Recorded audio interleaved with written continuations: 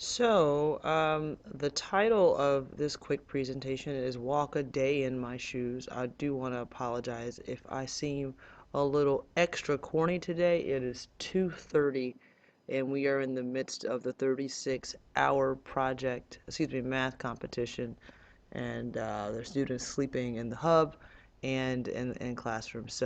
Um, a little tired, but all in a day's work. So, let's just jump into this. I want you to meet someone named Rick. Rick was born in 1954. He's from Illinois, and as a child, he loved go-karts. Um, but in 1977, when he was 23 years old, he was in a car accident and he suffered a severe spinal cord injury and left him as a paraplegic. You can imagine how tragic that could have been at 23 years old, about to start your life, and then being told that you'd never walk.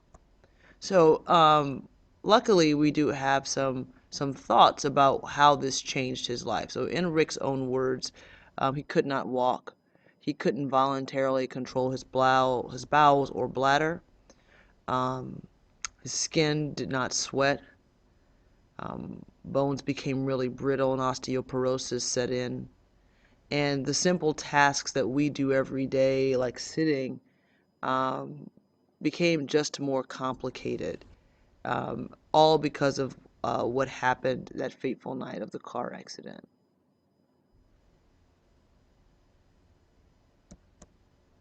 Um, Reading more about Rick's story um, tells us that he had to to live with this disability. It wasn't something that he grew up with. At 23, he realized that he would never be able to walk again.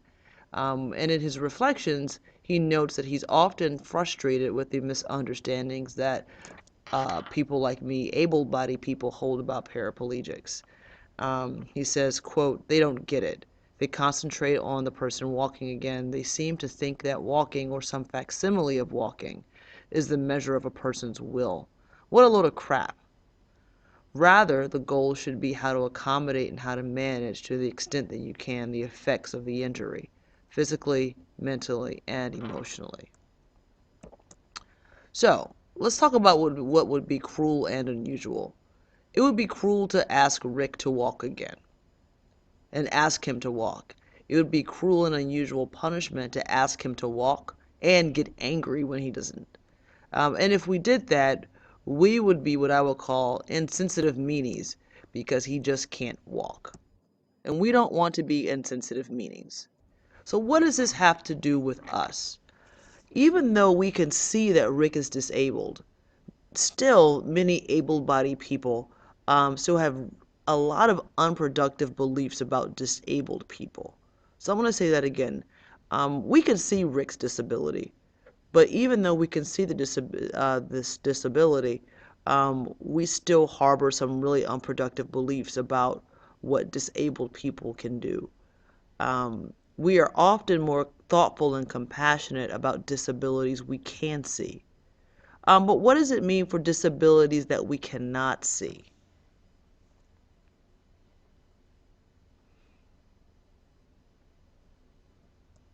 Let's go back to Rick for a second.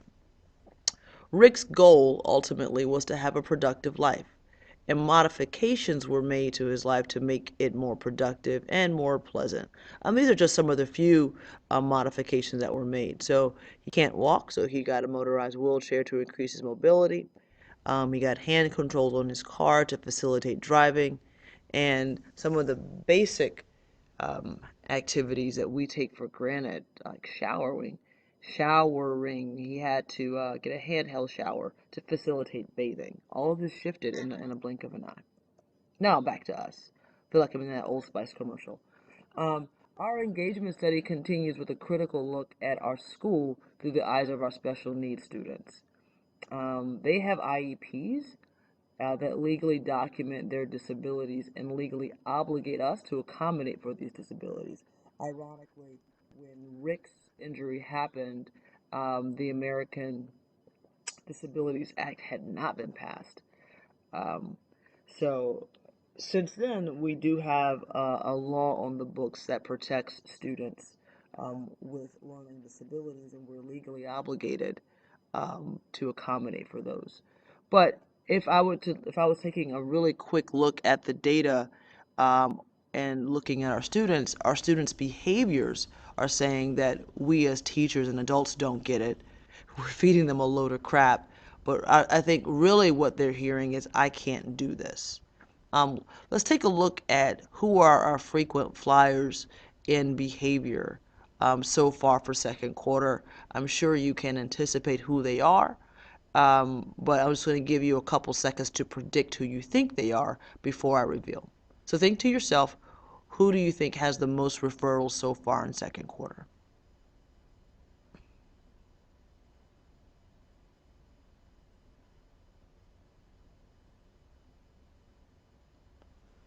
All right, so I'm going to give you a chance. Help you out your prediction. All right, so this is what our high flyers look like for second quarter. Edwin Villatoro in Haynes House has 7. David Rice-Brizuela, who's currently in the IEP process, I believe, has 5. Luis Esperanza, who has an IEP, has 5.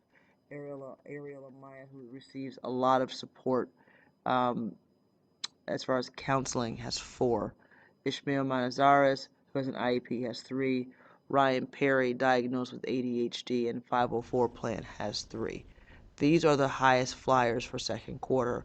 All students who are receiving some sort of support, whether it's social or emotional or academic, or are in the current process to be identified as special needs students, or students who are not seeing success at the highest rate in our program so far. So for Monday, what does this mean? How will we spend our time? We will experience what a day looks like through the lens of daily assignments for 2 students, Edwin Viatoro and Alexis Dunlap. I want you to bring copies of work that has been accommodated for them. Also bring copies of work that the general education students would receive. To prepare for Monday, read their profiles on the academic support site and also any comments that have been added there. And the goal of this will be to agree on consistent work modifications that can be used house-wide to support these students. We want to make sure that we are, one, knowing we know what's on their IEP, so that we're not blindly making changes or accommodations to their work that won't necessarily help them specifically access the work that we're providing. So I hope this gives you a quick overview of what our Monday staff meeting will look like. If you have copies electronically, you can go ahead and send them to me. That will prepare us more, give me a head start on getting ready for Monday. So enjoy the rest of your weekend. I look forward to seeing you on Monday. Take care.